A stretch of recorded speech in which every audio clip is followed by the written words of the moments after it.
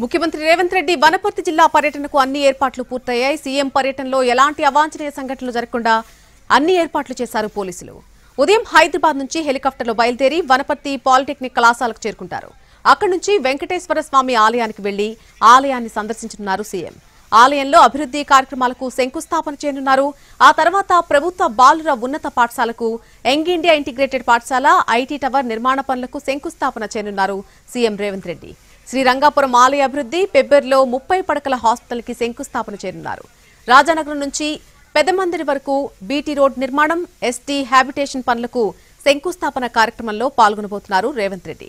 మధ్యాహ్నం ఎమ్మెల్యే కార్యాలయంలో తనతో పాటు చదువుకున్న స్నేహితులను కలవనున్నారు సీఎం.